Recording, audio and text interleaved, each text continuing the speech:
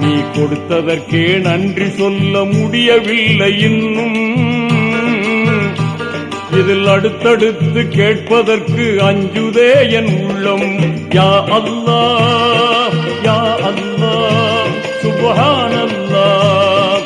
யா அல்லாஹ் யா அல்லாஹ் சுப்ஹானல்லாஹ்.